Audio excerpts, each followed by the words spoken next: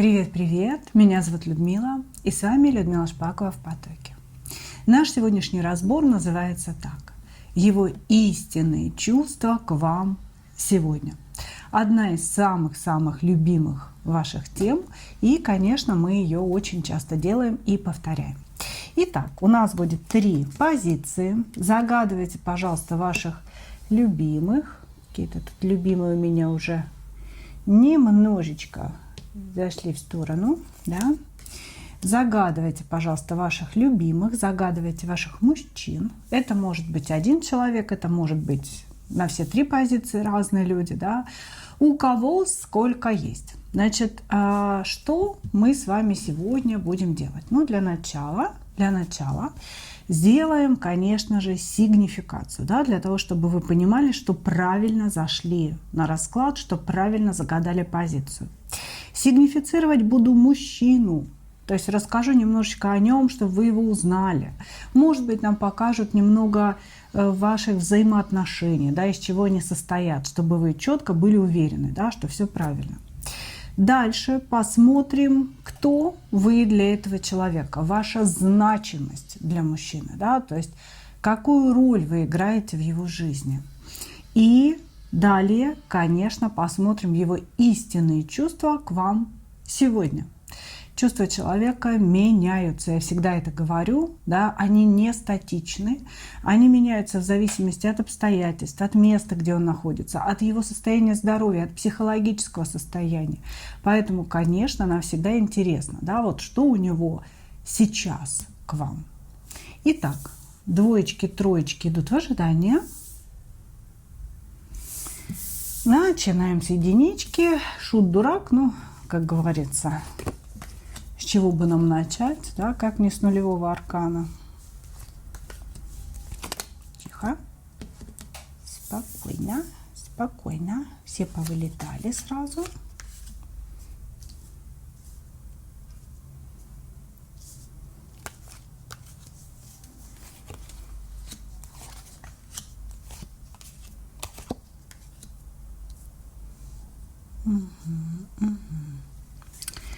Так, что мы можем сказать о человеке? Первое. Значит, между вами сейчас нет никакого общения. Общение сейчас заблокировано или оно просто отсутствует. Да? Еще больше можно сказать, здесь ощущение, что были проставлены какие-то точки в отношениях, очень болезненные точки.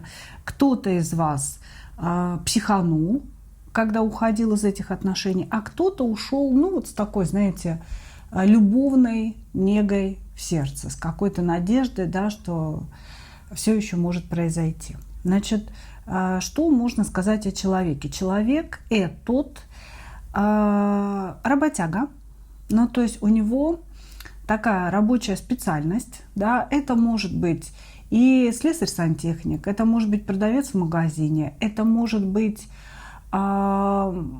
человек, который что-то ремонтирует, машины, например, да, или там какую-то технику. Вот. Это может быть агроном, да, то есть человек, который работает с землей. Но вот по сути, это человек, который зарабатывает деньги своими руками, да. Понятное дело, что без головы никогда ничего не бывает, но есть люди более интеллектуального труда, да, которые приходят на работу, садятся за компьютер, а есть люди, которые зарабатывают руками при помощи каких-то вот своих знаний, да, о механизмах и так далее. Здесь мужчина, который работает руками и зарабатывает руками. Вот, значит, чувствует этот человек себя очень одиноким и непонятым. Значит, на своем каком-то уровне, ну вот на уровне жизни, восприятия этой жизни, да, он считает, что он добился очень многого. Он считает, что, возможно, он заработал себе жилье, заработал себе машину, да, какую-то зарплату получает, да, определенную. И вот он считает, что это какое-то такое великое достижение, да, что женщины вокруг должны считать его просто королем их фантазий, я бы так сказала. То есть, в принципе, мужчина, ну, совершенно обычный, среднестатистический, да, работает, зарабатывает какие-то денежки, что-то прикупил за свою жизнь. Но вот фишка в чем? Что он хочет, чтобы его за это хвалили, чтобы женщины говорят: ого, ничего, говорили: ого, ничего себе у тебя тачка, ого, ничего себе у тебя квартира, да, какая офигительная. То есть как будто бы за обычные базовые вещи, да, ну потому что крыша над головой, средства передвижения, регулярная зарплата — это базовые вещи на самом деле, которые должны быть у каждого человека. И если человек требует за них какого-то поклонения, да, и похвалы, ну, это как минимум странно, да, ну, окей, я тоже заработала на квартиру, да, ты заработала, я заработала. Почему я должна тебе кланяться и тебя безумно хвалить, да? Но вот он как-то хочет, чтобы его за это возвеличивали, возвышали. Вот. Значит, мужчина, при том, что он всячески показывает свою кубковость, то есть он такой весь эмоциональный, любит тактильность, то есть обнимашки, целовашки, любит какие-то красивые слова, очень мягкие. То есть он себя демонстрирует вроде как таким, но на самом деле это чисто пентаклевый человек. У него все про деньги. Он любые взаимоотношения перекладывает на вопрос: а мне это выгодно или невыгодно, насколько мне будет удобно или неудобно. И поэтому все взаимоотношения кубкового уровня, да, то есть любовные, которые у него возникают, он старается перевести в более легкий формат. То есть как бы вот мы с тобой встретились, что-то у нас такое завязалось, мы с тобой ходим в кафе, мы с тобой встречаемся, ну и как-то все. Да? То есть этот человек, он не торопится ни с какими предложениями, ни с какими переходами на новый уровень. Как будто бы все это должно оставаться вот в этих вот кубках. Да, кубках. Почему? Потому что жадный товарищ не хочет делиться пентакликами. Пентакликов не так уж много. Они как бы есть, но их как бы нет. Понимаете? То есть их просто не очень много. И он постоянно что-то подсчитывает, буквально, знаете, вот он садится с вами в кафе, начинает считать: так, шашлык взяла, блин, дорого, дорого, сколько у меня денег там в кошельке лежит, да, ну то есть вот как-то так он все время вокруг вот этих денежек крутится, и ему как будто все время неловко за то, что он жадничает, а с другой стороны не жадничать он не может. Такого человека. Понимаете? Вот. Значит, и еще у этого мужчины есть привычка накануне каких-то праздников или вашего дня рождения он может с вами ругаться. Да? То есть он ссорится со своими женщинами накануне праздников, когда нужно дарить подарки, когда нужно дарить цветы, когда нужно что? Тратить денежки. Ну и так как на него сразу же выпал шут-дурак, можно сказать, что это молодая душа. То есть этот человек, он не совсем вообще врубается, что он делает в этой жизни. Вот. Он пытается что-то пробовать в этой жизни и всего боится. Молодые души, они всего боятся. И поэтому они момент взятия ответственности за другого человека отодвигают как можно дальше. Да, давай мы с тобой пока повстречаемся. Годик, другой, 10. Тебе пора рожать, или ты там вышла замуж уже? Ну ничего, я тут сбоку припеку, буду с тобой все равно встречаться. Понимаете? То есть боятся брать ответственность эти люди. И он боится брать ответственность. Хорошо. Давайте посмотрим, кто вы для этого мужчины.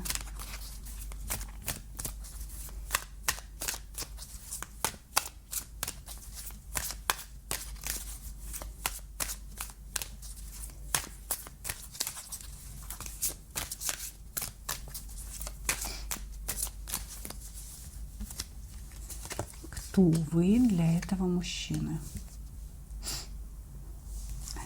Отлично.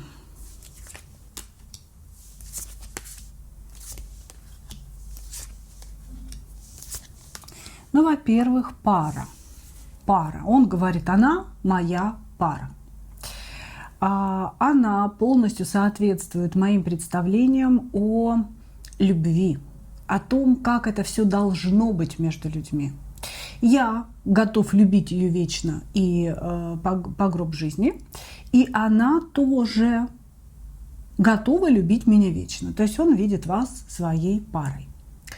Вот. Но проблема в чем? Вы очень меркантильная дама, вы очень много требуете. Ну, меркантильная, понимаете, девчонки, это же не о том, какая вы на самом деле, да, а о том, как мужчина вас воспринимает.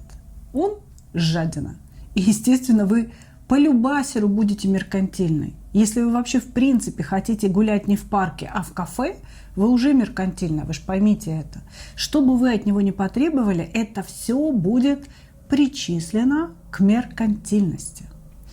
Вот, значит, он говорит о том, что вы были бы прекрасной любовной парой, если бы вы не говорили о деньгах, если бы вы не говорили о будущем, не говорили, может быть, о каких-то вложениях, о быте, об обязательствах. Вот. Ну, то есть все у вас прекрасно, кроме вашей настоящести, да, и того, что вы живой человек. Вот. Значит, кто вы еще? Вы очень его возбуждаете, потому что вы здесь воедино слили в себе две энергии, самые мощные энергии для любви – это кубковую и жезловую. То есть вы для него и кубковая, и жезловая королева одновременно. Женщина, которую я люблю, женщина, которую я очень сильно хочу, женщина, которая может воплотить для меня все мои мечты. Вот все мечты как мужчины. Да? И единственный у нее недостаток, что она требует, чтобы я за это все заплатил. Вот. Значит, ну это если по-простому. Безусловно, вы знаете, я бы сказала, что у этого мужчины существует такой, знаете, какой-то выдуманный мир с вами и реальный мир. Вот в реальном вы сейчас не общаетесь, и в принципе причиной этому, скорее всего, и были первое – деньги, какая-то определенность, наверное, которую вы пытались у человека выспросить, узнать. Да? То есть вообще в наших с тобой отношениях, дорогой, есть ли определенность? Мы с тобой куда идем вообще? В какие вот, собственно говоря, далее? Вот. Сейчас в реальности вы не общаетесь, в реальности вы не можете выяснить каких-то вопросов, касаемых денег и быта, а в его фантазиях вы живете вместе в шикарном дворце со слугами, со всеми делами, никто из вас не работает, вы просто любите друг друга. Вот у человека два мира в голове, да? Один мир реальный, один мир иллюзорный. Ну и догадайтесь, в каком он любит находиться. Вы важный человек для него. Важный, но только не вы настоящая, а некий скрин вашей фактуры. Понимаете, как будто бы человек вас сфотографировал и любит фотографию, но не вас, а думает, что вас. Ну вот как-то так. Хорошо. Давайте посмотрим его истинные чувства к вам сегодня.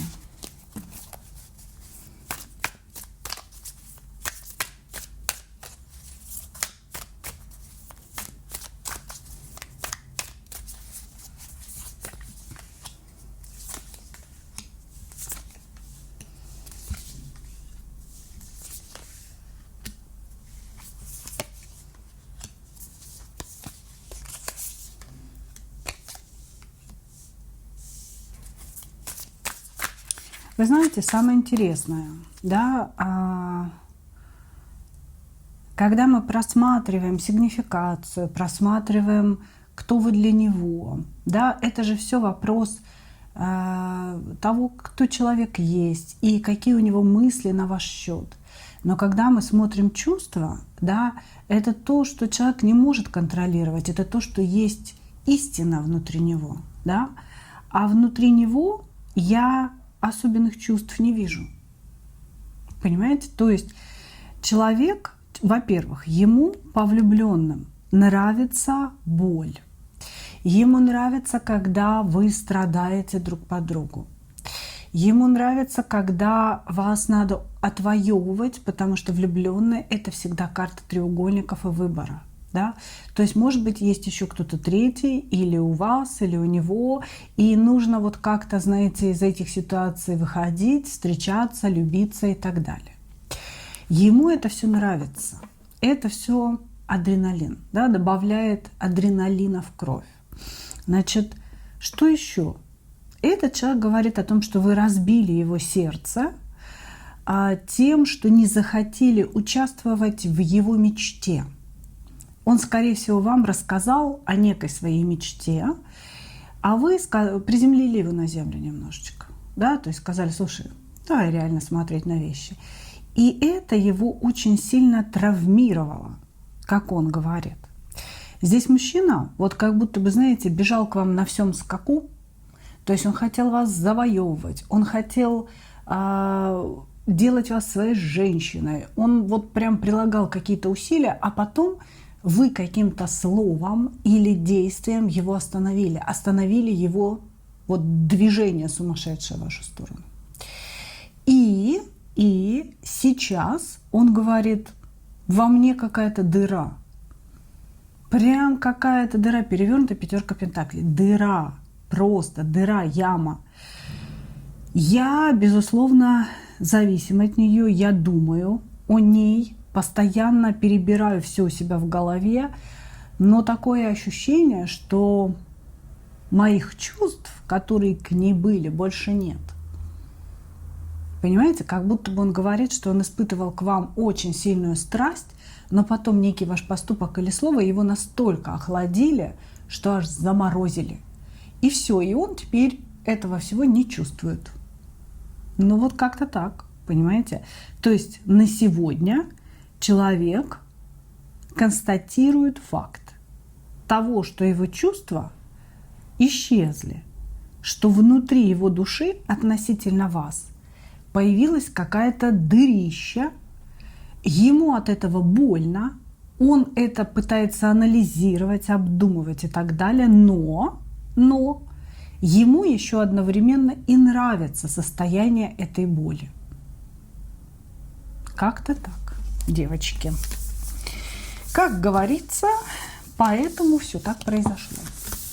Окей. Благодарю, единички. Двигаемся дальше.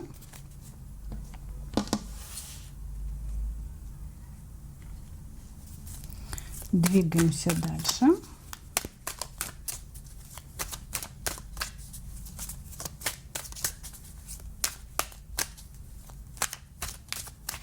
Двоечки.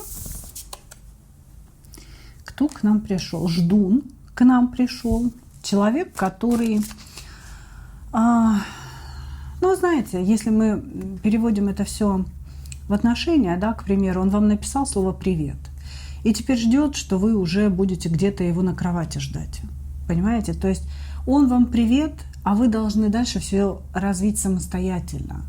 Развить до какой-то страсти, любви и так далее. Что вот типа этого привета будет достаточно. Вот так он думает.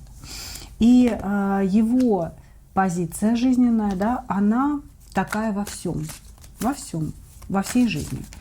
В работе сделал вот столечко чуть-чуть, вложений каких-то в работу, и ждет, что все, его сейчас сделают директором. Понимаете?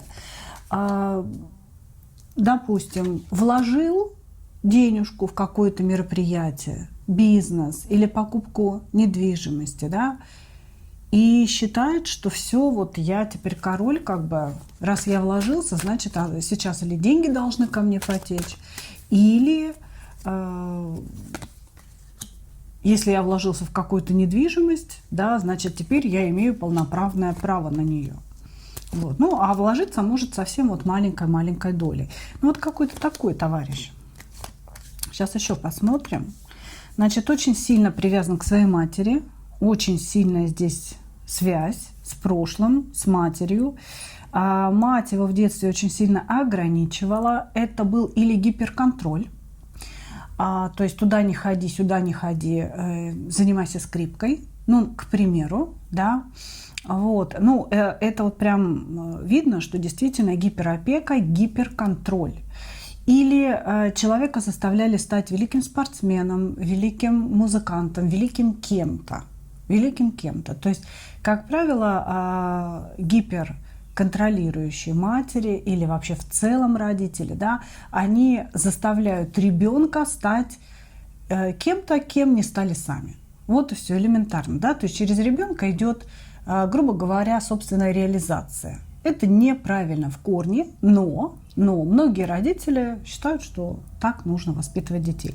У него здесь однозначно была эта гиперопекающая мама, не опекающая, а контролирующая. Это немножко разные вещи, да?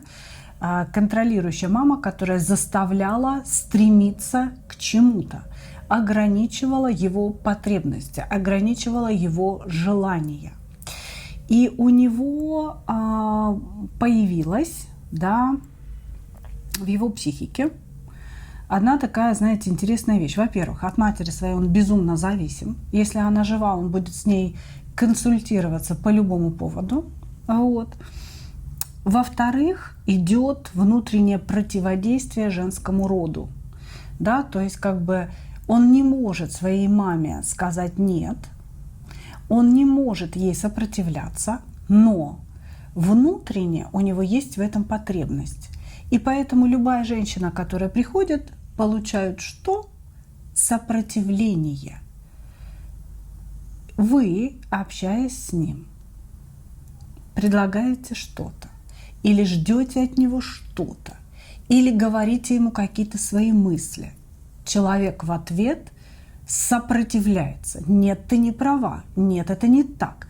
Он пытается выставить вас идиоткой, дурой, ниже себя, понимаете? Все это может быть в разной степени давления, да, то есть или что-то очень сильное, или что-то очень лайтовое, такое ненавязчивое, да, все зависит от образования этого человека, от его интеллектуального уровня. Вот, значит, идет вся жизнь борьба с мамой. С мамой где? В голове, понимаете? То есть в его психике сидит эта контролирующая женская фигура, которой он постоянно сопротивляется, которой он хочет сделать больно и что-то доказать. И все это отражается на его отношениях с женщинами. Он может быть крайне жестким с женщинами, он может быть избегающим, да, но здесь скорее вот избегающий тип. Что это значит? Как только вы убегаете, ничего не хотите, он бежит за вами. Как только вы реагируете, влюбляетесь и поворачиваетесь к нему лицом, он бежит от вас и начинает, значит, прятаться, ждать от вас каких-то действий. Чем больше вы действуете, тем больше он прячется. И это какой-то бесконечный замкнутый круг. Хорошо.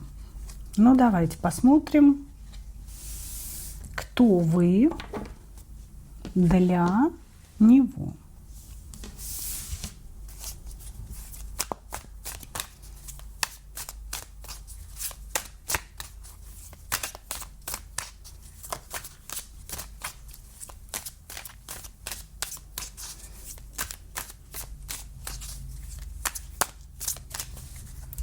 Кто вы для него?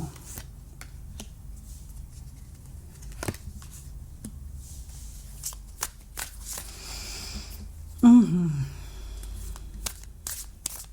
Что-то уже пошло не так.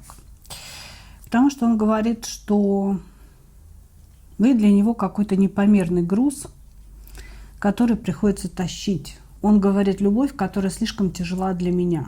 Вот что он говорит. Что значит блокирующая карта? Угу. Ну все, пошло не по его сценарию. Здесь человек хотел с вами отыграть сексуальный сценарий, где он победитель, прекрасный жезловый король, а вы такая вся побежденная кубковая королева. Он хотел использовать шанс на страсть. То есть вы вызываете в этом человеке страсть, и он хотел эту страсть испить целиком. Но, короче говоря, судя по всему, вы не захотели. Вы сказали: баста, стоп и хватит. Вы ему не дали использовать этот шанс, и поэтому сейчас кто-то из вас в блоке находится. Потому что отношений точно нет. У человека есть какое-то болезненное притяжение к вам. Мы сейчас чувства посмотрим и поймем, да, что же это такое. Но, понимаете, вот здесь нет вашей карты. То есть как бы мы спрашиваем, кто вы для него. Вашей карты нет, а есть ваша значимость. Это значит, что человек воспринимает вас как определенную функцию для себя, понимаете? То есть, вот смотрите, стоит жена, готовит борщ, да? То, что она готовит борщ для своего мужа, и он сможет покушать этот борщ после работы, это есть ее функция. А сама по себе жена, которая в этот момент о чем-то переживает, думает, что-то хочет, желает, кого-то любит, это человек. И здесь вот по аналогии с тем, что я сейчас рассказала, да, человек внутренне оценивает ваш борщ, а не вас саму. Кто вы для него? Я спрашиваю, какая значимость этой женщины у тебя? Он говорит, я хотел страсти, я хотел отыграть какой-то классный сексуальный любовный роман. Это был шанс на страсть, но она мне этого шанса не дала. Заблокировала этот шанс, реализацию его. Понимаете? Все, где вы здесь?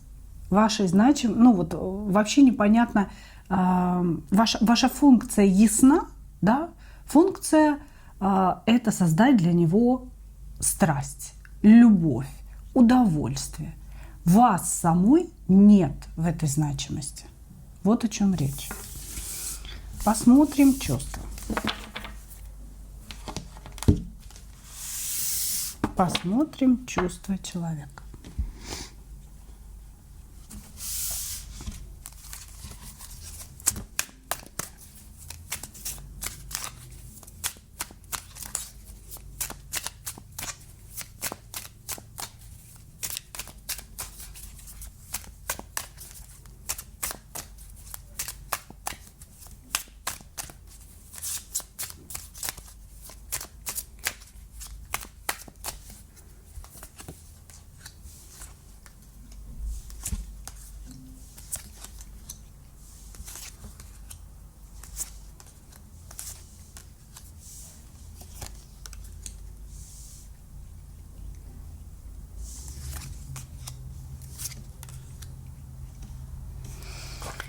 Так, тик-тик-тик-тик-тик.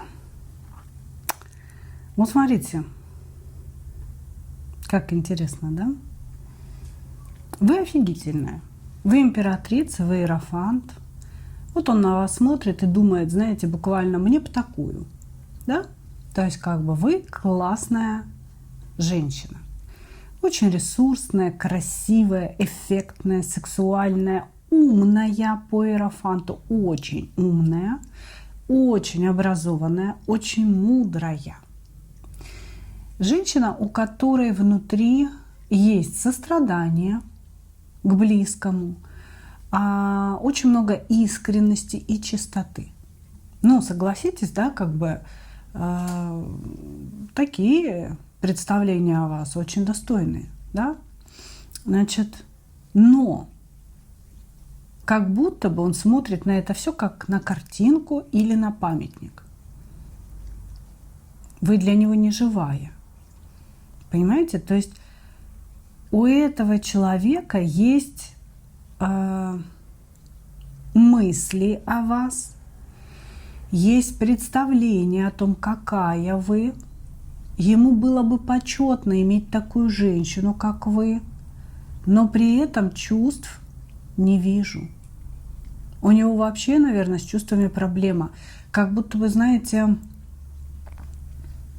он не умеет чувствовать.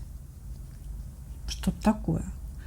Короче говоря, он для себя считывает вас как очень классную, офигительную, ресурсную императрицу. Умную, которая может очень много что дать, и которую можно завоевать только при помощи соперничества. То есть если с вами бороться за что-то, если вас периодически побеждать и периодически поддаваться вам, тогда вы будете с ним. А вот если быть открытым, искренним, коим он быть, скорее всего, не умеет, если по-настоящему открыться и любить, то тогда с вами ничего не получится. Вот это его умозаключение. Почему я говорю умозаключение? Потому что вообще ни одной карты чувств. Восхищение, можно так сказать. У него есть восхищение вами, вашей красотой, вашим образом, вашим поведением, статусностью. И все. Кроме этого восхищения нет никаких чувств.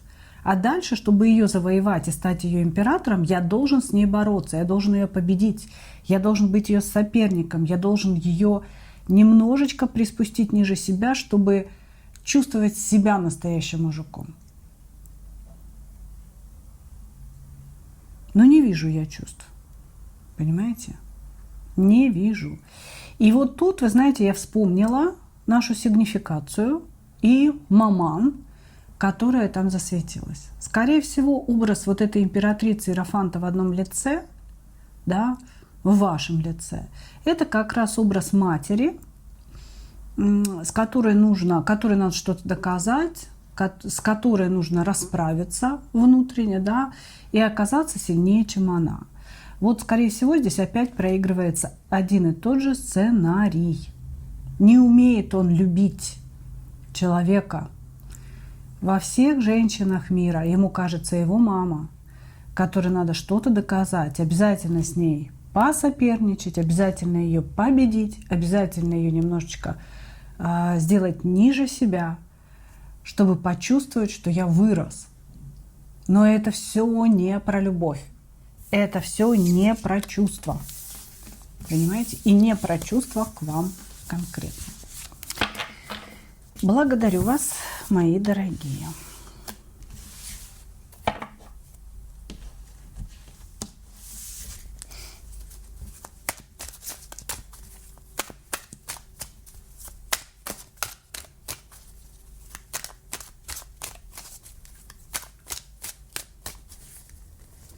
Троечки. Кто к нам пришел? Так. Такой человек, который очень любит скорость, очень любит куда-то ездить, делать какие-то дела постоянные. Человек вообще не сидит на месте. Я не могу сказать, что он прям такой поверхностный, да, нет. Он любит и повеселиться, он любит и поработать, но он редко когда останавливается, да, то есть он не такой необстоятельный человек, который вот дом строит, еще что-то, он все время в каких-то делах. Вот он едет, не, он может быть в перерывах между дел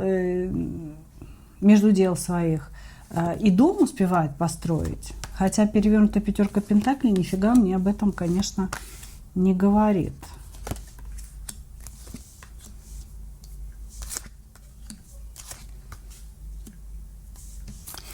Так, ага.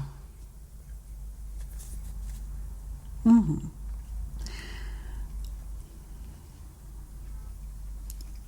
Скорее всего, это очень азартный человек, который может играть в карты, делать какие-то ставки, связываться с какими-то людьми, такими, знаете, своеобразными бандитами какими-то, да, и, может быть, перевозить какие-то грузы.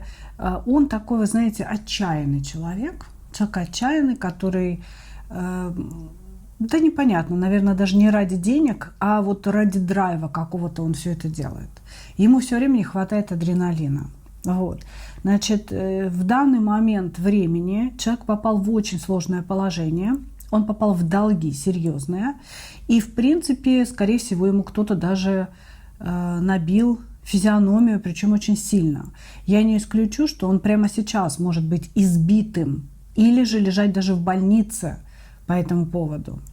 А все из-за чего? Из-за его излишней гордыни и самоуверенности. Он попал в какой-то переплет, определенный, думая, что ему свезет в очередной раз, что Господь Бог вот на его стороне всегда, да, и поэтому опять для него высшие силы все сделают, что он такой якобы любимчик высших сил.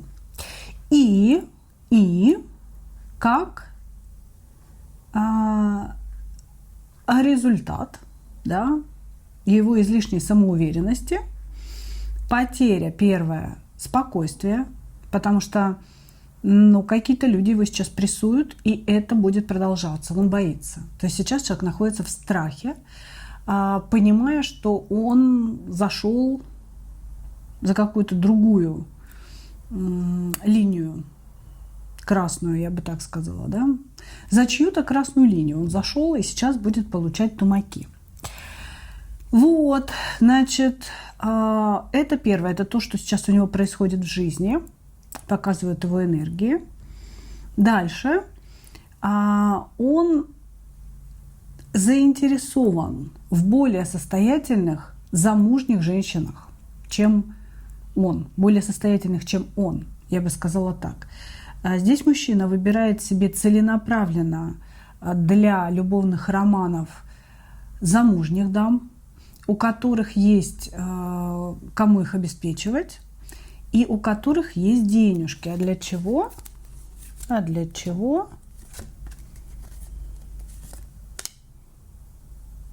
Для помощи.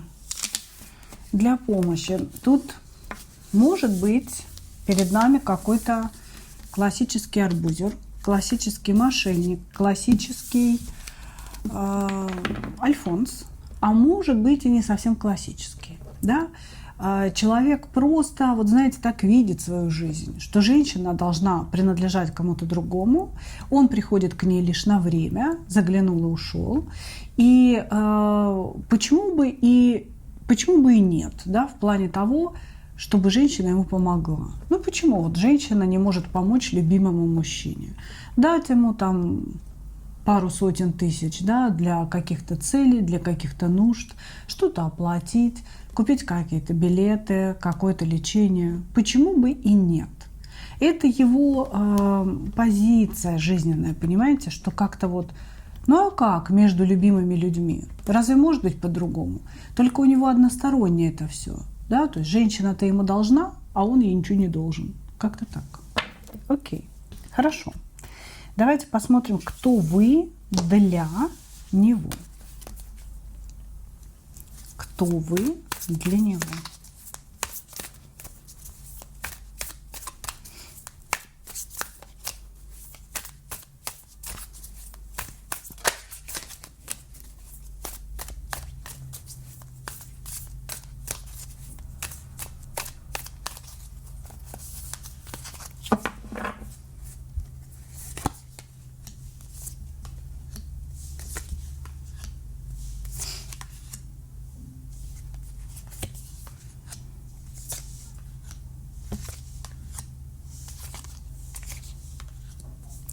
Вы у него в разработке. Вы у него в разработке.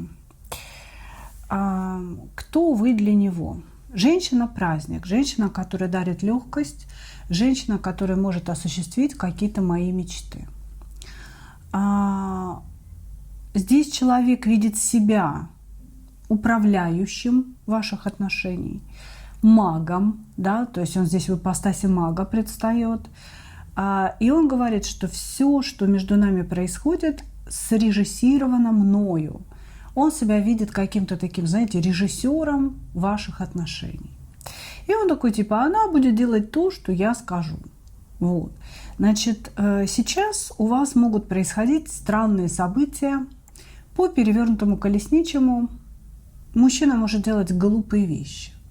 Или вы думаете, что они глупые. Да? Например, он может поругаться с вами, он может попросить денег, или он может сказать, что он попал в какую-то странную историю. Вот, то есть он может даже еще не просить ничего у вас, он может просто рассказывать. Вот смотри, я там, я не знаю, связался с бандитами, забрал у них там какой-то товар не такой, перевез через границу, да, и они меня теперь ловят. Вот что-то в этом роде он может вам рассказывать. Или какую-то другую историю. Развелся с женой, она у меня забрала ребенка, и теперь мне нужны деньги, чтобы этого ребенка выкупить у нее. Разные истории по перевернутому колесничему вы можете сейчас слышать от него. Но это спектакль, да, хорошо продуманный, который разыгрывается для вас по магу и по семерочке мечей. Человек хочет вас обмануть. Он хочет манипулировать вашим сознанием, манипулировать вашей душой, вашими чувствами искренними для того, чтобы иметь какую-то выгоду. Для всех это будет своя выгода, да, то есть у нас с вами общий расклад, вас очень много, и, соответственно, у кого-то это будут деньги, у кого-то ваши связи, у кого-то ваш ресурс, у кого-то энергетический ресурс, да, потому что есть такие вампиры, которые бесконечно вам пишут, жалуются, что-то такое на вас сливают, а вы даете советы, вы постоянно участвуете в его жизни. Это тоже ресурс. Поверьте, это тоже ресурс. Это, не надо обесценивать себя, не надо обесценивать свою энергию. У кого-то сексуальный ресурс, понимаете? Но он здесь говорит о том, что это женщина, которая может создать мне праздник, исполнить какие-то мои мечты, если я правильно ее в это вовлеку, и она в моих мечтах будет участвовать. Как-то так. Хорошо. Так, ну давайте посмотрим чувства, да? Его истинные чувства к вам сегодня.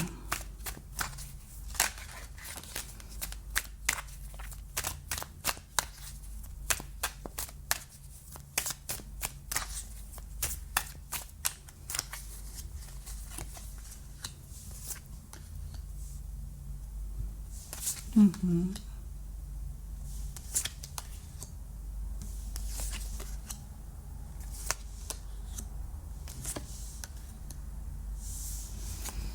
Угу.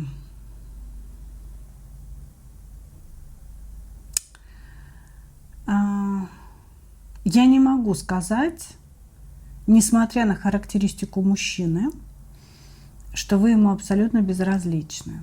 Нет, вы не безразличны ему.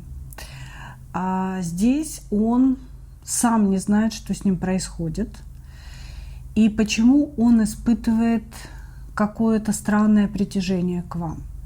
У него все еще есть план насчет вас, план обмана, план вытаскивания ресурса из вас, но при этом внутри как будто бы зародилось чувство.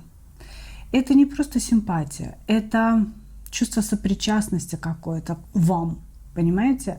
Вы о чем-то разговаривали и почувствовали близость душ, как будто бы вы чем-то похожи. И вот у него это странное чувство возникло, при том, что у него не самые положительные намерения, понимаете? У него появились эти чувства. Он как будто бы, знаете, увидел родственную душу в вас, почувствовал эту родственную душу в вас. Вот. Он говорит, я нашел золото, я нашел какую-то такую очень тонкую волшебную энергию, которую я никогда не видел в своей жизни. То есть он видит в вас действительно бриллиант. Ну, вообще, для вот такого человека, какого-то абьюзивного, да, это вообще нонсенс, если честно. Человеку рядом с вами очень хорошо, очень легко, как будто бы он знал вас 1000 жизней до. Человек с вами чувствует себя как дома, чувствует, что вот вы какая-то та самая, понимаете? А как же твои намерения тогда? Пирожочек из печки. Как же твои намерения? Дьявол порылся в его намерениях. Короче говоря, этот человек подвлюбился в вас по дьяволу. Я не буду говорить влюбился, я не буду говорить любовь. Ему вообще как бы с любовью не особо по пути, но он в вас влюбился. Вы реально его как-то закрутили, замутили, причем не собственной сексуальностью, о своей энергии жрицы. Вот он попал в ваше пространство, да, в ваш радиус действия. И его вот прям крутит, крутит, мутит. Вот так вот, вот так. Короче говоря, здесь идет в истинных чувствах притяжение по дьяволу, идет понимание того, что как бы вы ни судьба были его, ощущение родственности душ, ощущение влюбленности внутренней, но все это очень-очень осторожно прощупывается его душой. Он не верит сам, что такое с ним могло произойти. Он как будто бы такой, типа, тык, дотронулся, ой, еще раз дотронулся, ой, понимаете, то есть вот так это все. Да, у этого человека есть к вам чувства, несмотря вот на всю нашу сигнификацию, да, но, господи, мошенники тоже люди, ну что вы, вот, просто расслабляться вам не надо, булочки не надо расслаблять, у этого человека есть намерение против вас, забрать ваш ресурс. Но и чувства здесь тоже присутствуют. Я не могу этого не сказать. Да? Как бы вот они есть. Хотя логика событий подсказывает, что ой, да нет тут ничего. Вот есть тут чего. Понимаете? Между вами ничего не может быть. Запомните, все это закончится блоком. Все это закончится ничем. Вот в вашем случае ничем. Но мы сегодня смотрим чувства, а не будущее. Да? И чувства у человека есть. Имея голову на голове, назовем это так, мозги в своей голове, вы можете в эту игру поиграть, получить удовольствие, сильно не вовлекаясь, да, и отпустить его с Богом. Самое главное, ресурс ему свой не давайте, на который он нацелен. Ну, а чувства здесь есть. Ну что, мои дорогие, такой вот сегодня получился у нас разбор. Я благодарю вас за ваше внимание и, как обычно, хочу пожелать вам только одного – встретить свою настоящую любовь и не потерять в ней себя. Ну а мы увидимся с вами в следующих видео. Пока-пока!